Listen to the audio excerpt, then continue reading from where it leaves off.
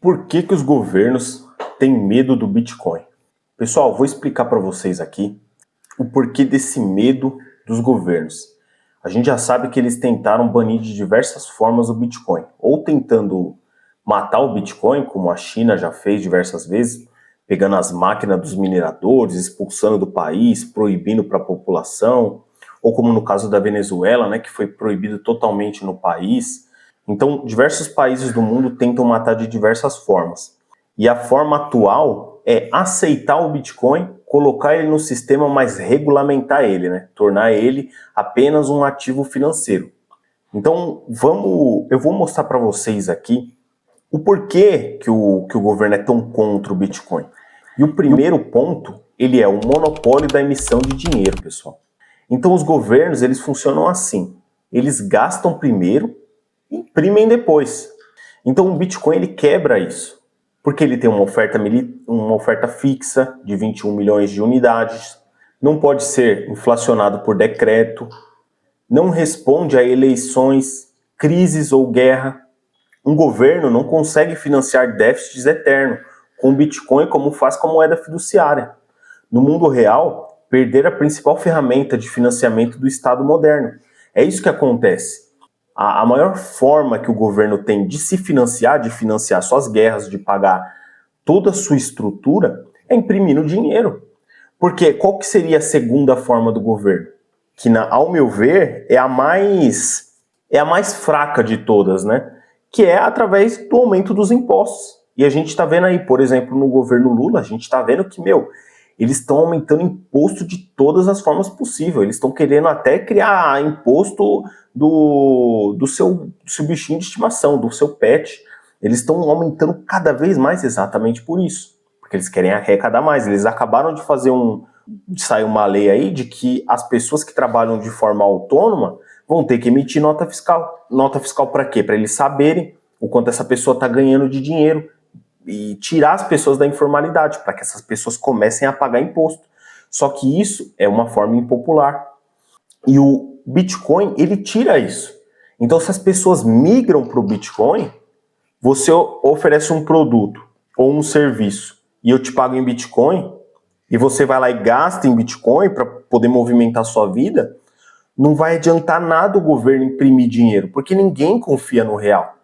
Então é por isso que eu falo que é uma forma de protesto real, é por isso que os governos têm tanto medo, porque se as pessoas acordarem para o potencial do Bitcoin, ver que ele é uma opção, as pessoas não vão mais ser obedientes e vão escolher ser diluídas. E quem fica contra isso são os governos, são os bancos, são todas aquelas pessoas que são beneficiadas pelo efeito Cantillon. E qual que é o efeito Cantillon? O efeito Cantillon é quem recebe o primeiro dinheiro que foi impresso. Aquele dinheiro fresquinho que ainda não entrou na economia, ele tem algum valor. Mas a partir do momento que ele começa a entrar na economia e até chegar em nós, as pessoas que trabalham aí no CLT, no serviço comum, ou até mesmo aqueles prestadores de serviço para o próprio governo mesmo, que trabalham na ponta da linha. As pessoas mais simples, mais pobres, quando chega para essas pessoas o dinheiro está inflacionado. E quando chega em você esse dinheiro, que você recebe lá no dia 20, no dia 5, no quinto dia útil, que você for no mercado, os preços das coisas já estão mais caros, porque já tem mais dinheiro. E com mais dinheiro, todo mundo está indo comprar as mesmas coisas. E como os produtos e serviços são escassos, eles têm que aumentar de valor. Eles têm que subir de valor. Por isso que você vai na prateleira do mercado, os preços das coisas estão... Mas claro, é claro que tem outras coisas também, pessoal. Não quero excluir aqui e vender fumaça para vocês, porque existe coisa, por exemplo, você vai comprar pão, mas o pão ele é feito do trigo. Então, se teve uma quebra de safra no trigo, se teve uma praga nas colheitas, é claro que vai aumentar o preço disso, né? Do trigo, do pão, entendeu? E isso difere, mas a impressão de dinheiro ela também tem um impacto muito grande. E é o que o governo usa para se financiar. Então o governo gasta pra caramba, ele gasta muito mais do que ele arrecada. E como que ele faz para pagar essa dívida? Ele paga essa dívida imprimindo dinheiro. E ele nunca consegue pagar a dívida toda, ele sempre tá no vermelho, o governo está sempre no vermelho. Até que chega um ponto que ou ele dá calote nessa dívida, E aí ele quebra sistematicamente, como o Brasil já aconteceu em diversas vezes, e outros países do mundo aconteceu também, é só a gente estudar a história, ou ele imprime dinheiro, inflaciona a moeda, a população fica mais pobre, e o governo vai pagando essa dívida e continua essa roda girando. Então é por isso que eles têm medo do Bitcoin, porque eles perdem esse meio de...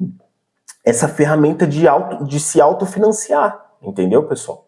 E é uma ferramenta que ela é tão cruel, pessoal, que a gente não percebe e que deixa só os bancos, só deixa o pessoal que já é rico, só deixa esses caras mais ricos ainda. E a gente cada vez mais pobre. E é por isso que os banqueiros não gostam de Bitcoin também. O Itaú, no começo, agora está aceitando, tudo bem, né? Os bancos já estão aceitando, eles já viram que não funciona proibir. Então eles já tentaram proibir, viram que não funciona, agora eles estão adotando. Então eles estão fazendo o quê? Eles faziam o quê? Eles bloqueavam as contas dos clientes que queriam comprar Bitcoin ou que mexia com criptomoeda. E então, pessoal, o Bitcoin é o que eu falo para vocês. Ele é uma forma da gente escapar dessa roda, dessa maldição que o governo impõe goela abaixo. Porque antigamente, pessoal, antes desse regime das moedas fiduciárias, né, lastreado em confiança de político, não era assim. Era no padrão ouro, só que aí o que o governo tinha que fazer para poder financiar suas guerras e tudo mais? Aumentar imposto, confiscar o ouro da população. Só que isso é impopular, a população não quer, não aceita, a população se revolta.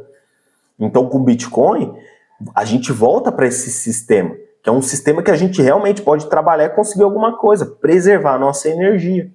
Então esse é o primeiro motivo do porquê os governos têm medo do Bitcoin. Então, o Bitcoin ele não é mais um ativo financeiro, pessoal. Ele não é mais uma ação de uma empresa. O governo não tem como controlar, isso é muito importante. Ele devolve a soberania pra gente.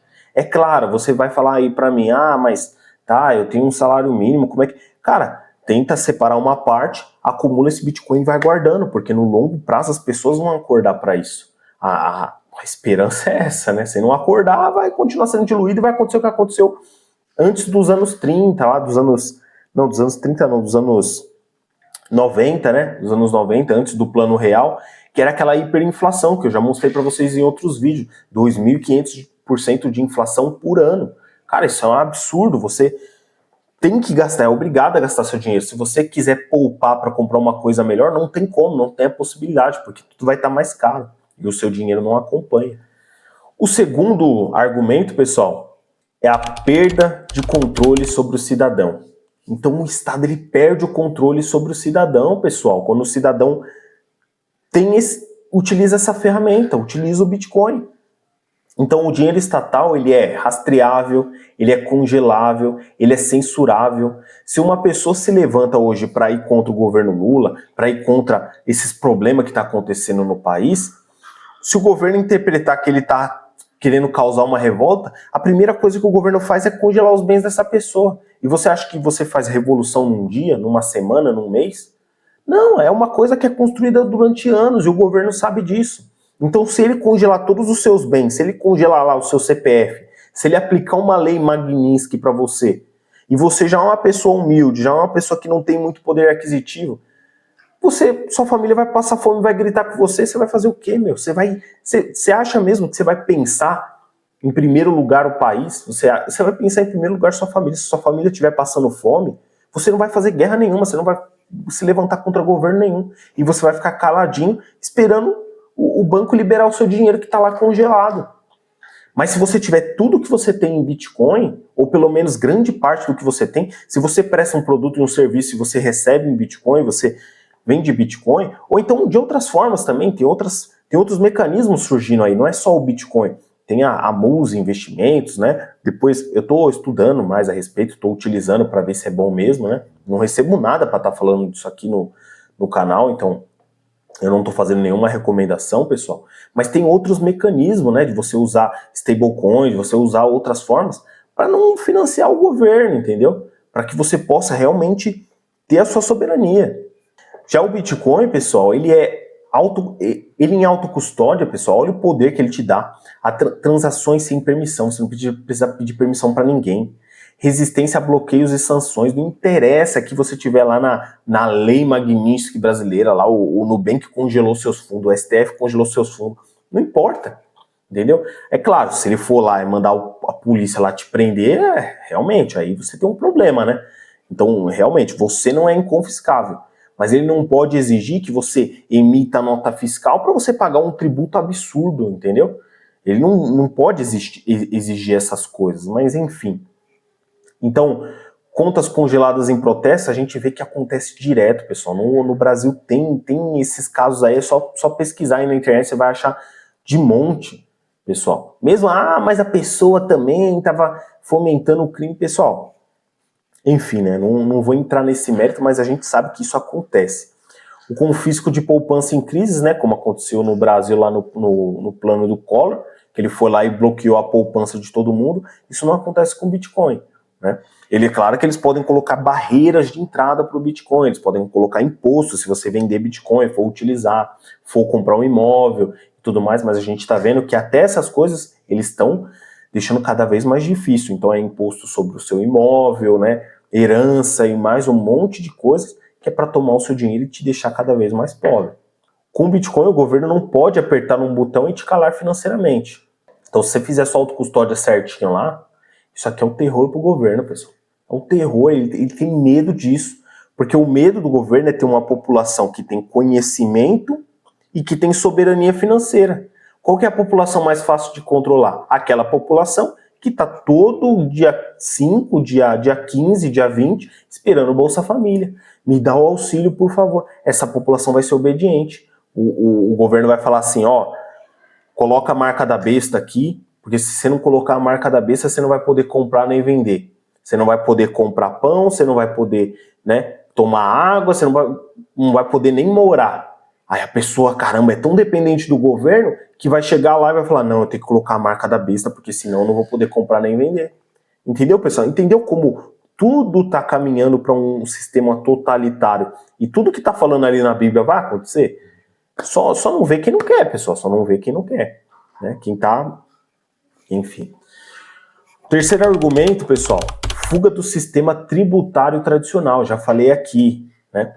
Os governos não odeiam impostos. Eles odeiam não saber onde o dinheiro está. Então o governo quer tudo controlado. Não, eu sei onde está, eu sei para onde movimentou. Então o Bitcoin ele te permite uma custódia própria, transferências globais diretas, sem intermediário nenhum, dificuldade de confisco, para alguém confiscar sua carteira de Bitcoin. É só você olhar o criminoso lá, o Gleidson Acácio, por mais que seja um golpista criminoso, o cara, se ele não entregar as palavras lá da autocustódia, ninguém vai recuperar aqueles Bitcoin que ele roubou das pessoas. Ninguém vai recuperar, nenhum juiz do mundo é capaz disso. A não ser que ele mesmo entregar. Como vocês viram, o corpo, a pessoa não é inconfiscável, então ele está lá preso. Mas até quando ele vai ficar preso, né? Enfim, com as leis desse país, porque as leis desse país, elas funcionam para proteger a própria elite política, né? A gente sabe disso. As leis desse país, elas não são frouxas para beneficiar o bandido pé de chinela, o ladrão de galinha, o ladrão de celular. Elas são frouxas para beneficiar a elite do governo, para beneficiar os governantes aí que têm os seus processos anulados, que roubam milhões, que têm patrimônios exorbitantes em cima da inflação, em cima do controle da população, em detrimento de muitas famílias que são destruídas por isso, para seu próprio benefício, para ter vários privilégios aí na hora de que a casa caiu. Quando a casa cair, não, fica tranquilo que quando a casa cair, o seu processo vai ser aberto no lugar X, e aí ele deveria ter sido aberto no lugar Y, e aí esse processo vai ser anulado e você vai ficar tranquilo. Então é isso, pessoal.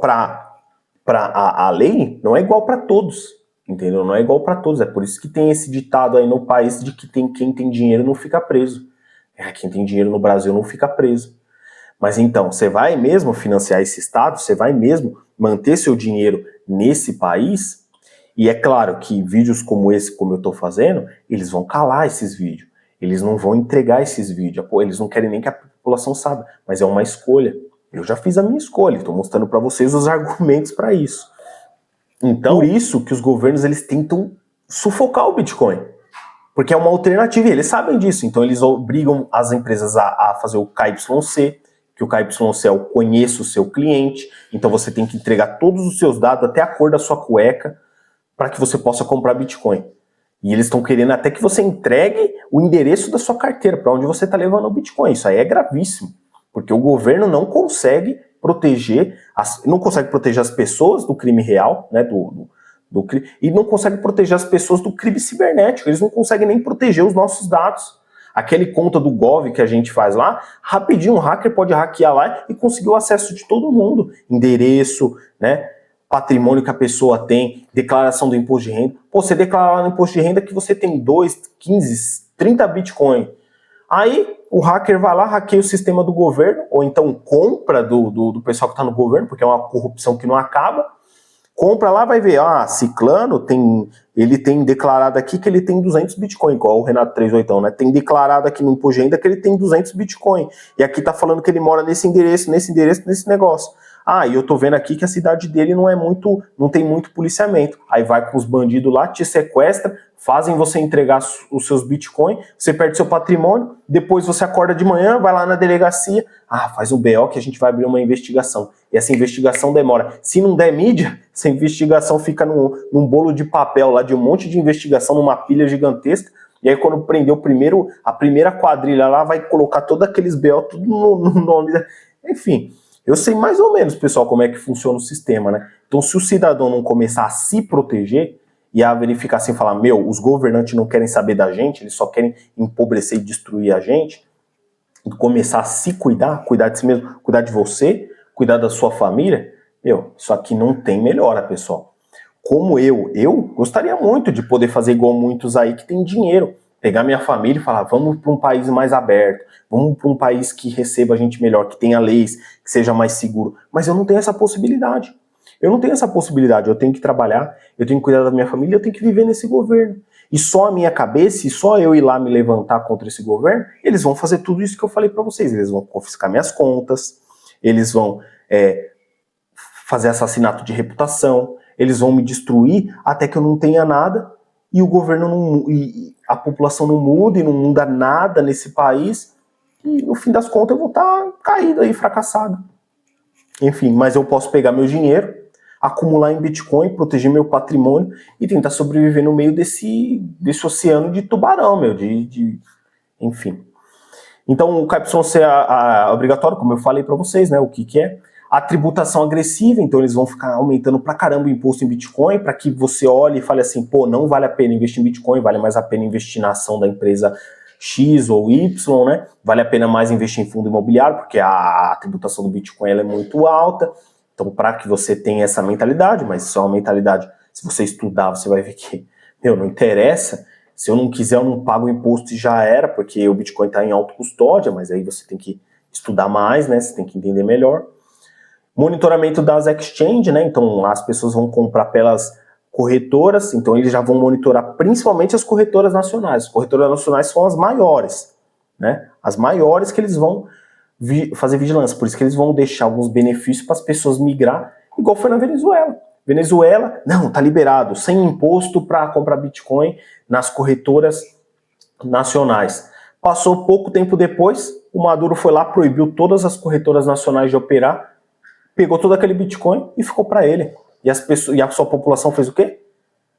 Nem protesto consegue fazer, porque o Estado vai lá, os soldados vão lá, né, que estão tudo aparelhado com o Estado, vão lá e mete chumbo na população. A população vai fazer o quê? Uma população desarmada, pacífica, sem arma suficiente. É uma guerra injusta, pessoal. É uma guerra injusta. Sem contar as guerras de narrativa, que é isso. Eu tô tentando trazer aqui para vocês os argumentos, mas com certeza vai ter alguém assistindo o vídeo aí que vai falar, não é bem assim, você tá muito radical, não, o governo não é desse jeito, não, o país ainda não é uma Coreia do Norte, não sei o que. Vai ter gente que tá enviesado assim, porque é guerra de narrativa, pessoal. Então o medo não é o crime, não é os crimes, eles falam assim, Bitcoin é ilegal, é crime, o pessoal usa a palavra dinheiro. O medo do governo, nessa parte aqui, é de perder visibilidade e poder de cobrança. Então ele não sabe onde está seu dinheiro, ele não pode te cobrar, ele não sabe quanto que você tem em Bitcoin. Como que ele vai te cobrar se ele não sabe quanto que você tem? Como que ele vai fazer isso? Quarto argumento aqui, pessoal, e esse aqui é muito interessante, porque eu já venho falando disso há bastante tempo, que é a desintermediação do sistema financeiro. Então hoje o controle acontece via os bancos, bancos centrais e os reguladores, que são os principais que estão mais próximos do efeito Cantillon lá que eu falei para vocês, são os quintilionários lá. Eles pegam aquele dinheiro, aquele primeiro dinheiro e fazem todo tipo de maldade contra a população, porque é crime de lesa pátria, pessoal. E todos os países do mundo fazem isso, pessoal. Todos. E não é porque todos fazem que tá certo, que tá correto. Imprimir, diluir a população, né? O banco tomar risco. Todo o dinheiro que você empresta para o banco deveria deixar esse dinheiro parado. Mas ele guarda 10% do seu dinheiro, os outros 90% eles criam um empréstimo, eles tomam risco com o seu dinheiro. E por mais que por mais que tenha mecanismo de você receber uma rentabilidade, né, que por exemplo o CDB você faz isso diretamente, mas mesmo o dinheiro que você deixa parado ali na sua conta, ele já está tomando esse risco. E aí o que o Banco Central faz para que não haja um colapso total do sistema financeiro? Porque é tão frágil, né, um monte de carta empilhada, ele fica imprimindo dinheiro e resgatando esses bancos. Só que esses bancos vão fazer o quê? Eles vão ter incentivo, olha o incentivo deles.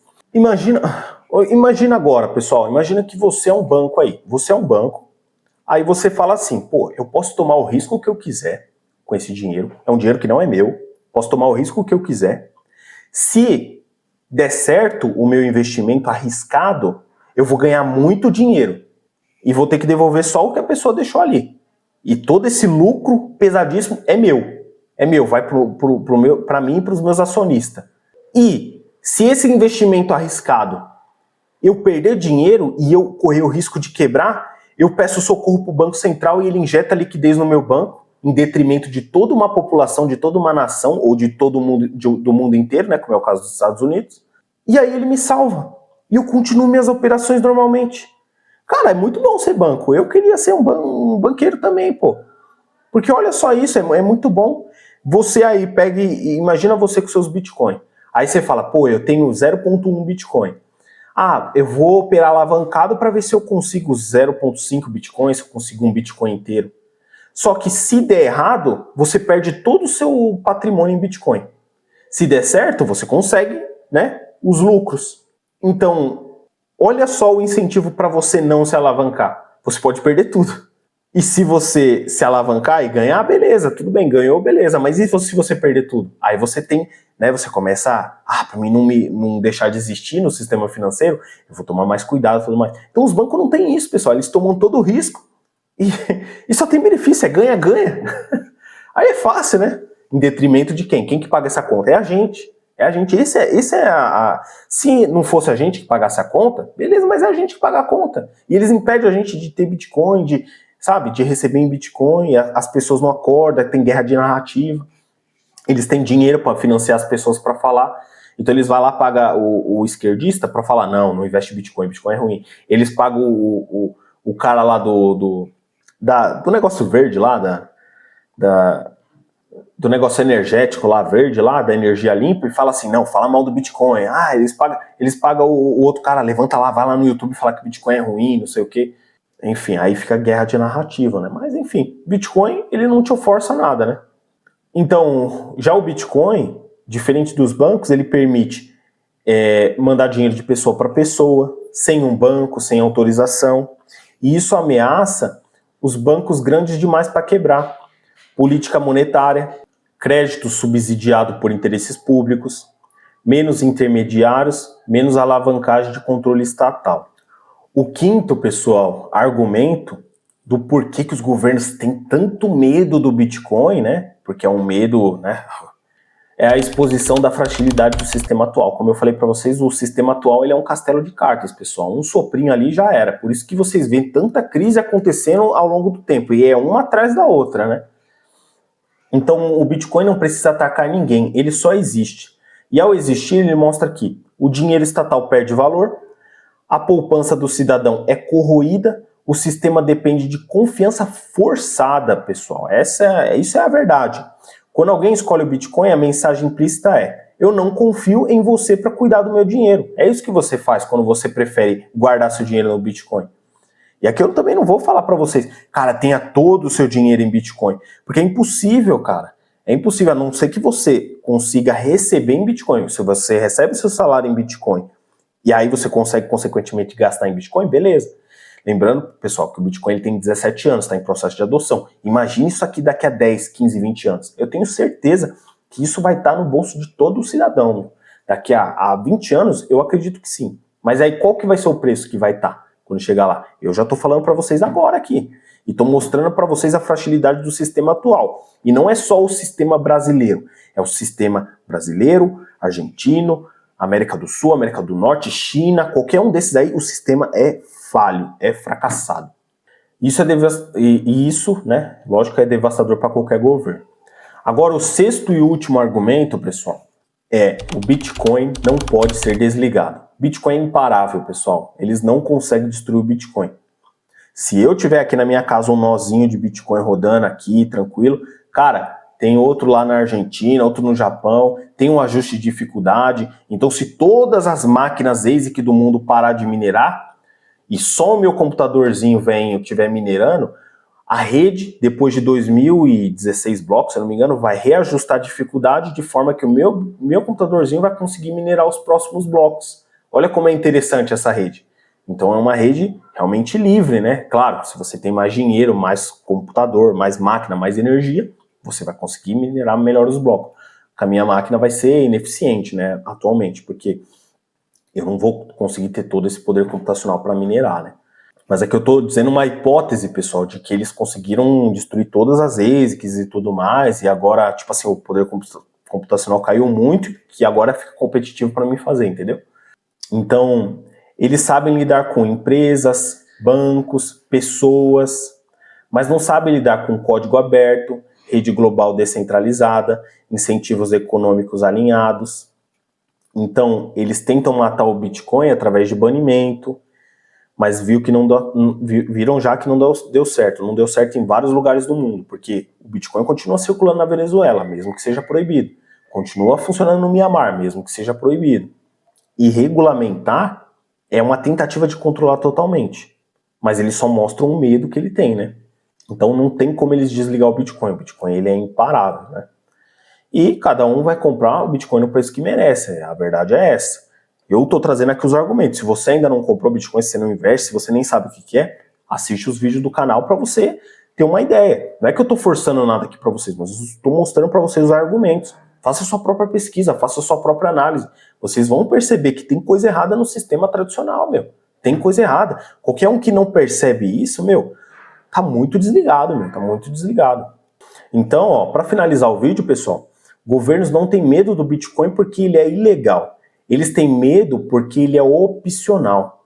E quando o dinheiro vira uma escolha, o poder muda de mãos, a obediência deixa de ser automática, o cidadão ganha soberania. Esse é o medo deles. O cidadão soberano, que pega e fala assim, não, você está mandando eu fazer isso, mas isso aqui é ilegal, eu não vou fazer. Agora, para finalizar de verdade, o governo, ele acha que ele é indispensável. Não, ninguém pode substituir o governo, mas o governo, ele é dispensável sim. Ele tenta se fazer de indispensável, fazendo as populações ficarem pobres, e consequentemente, se você fica muito pobre, você não consegue ter tempo para pensar, para raciocinar e para falar, opa, isso aqui tá errado, eu não quero e não vou fazer e já era. Entendeu? É o Leviatã mesmo. Pessoal, se você concorda, deixa um comentário aí concordando, talvez tenha alguma pessoa que, através de ler o seu comentário aí, vai concordar e vai ter pessoas que vai discordar, né? Então, se você concorda, deixa um comentário. Se você discorda, deixa um comentário aí, vai ser legal, eu vou ler aí, talvez eu tenha até algum insight diferente aqui que eu acabei não percebendo nas minhas pesquisas, né?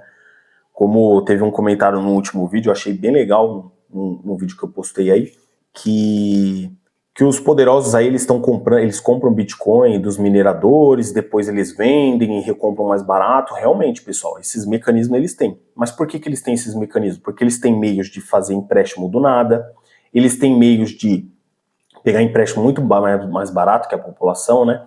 Eles têm meio de imprimir dinheiro para comprar Bitcoin, depois vender, fazendo o preço cair e poder recomprar esse Bitcoin. Então, eles têm todas as vantagens.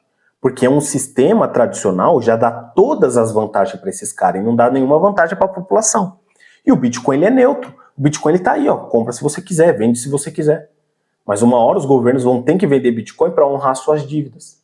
E se você for uma pessoa com uma educação financeira estável, uma pessoa equilibrada, que não tem muitas dívidas, que compra seu Bitcoin e deixa guardado na autocustódia certinho, for uma pessoa disciplinada, daqui a 10, 20 anos você vai ser uma pessoa soberana.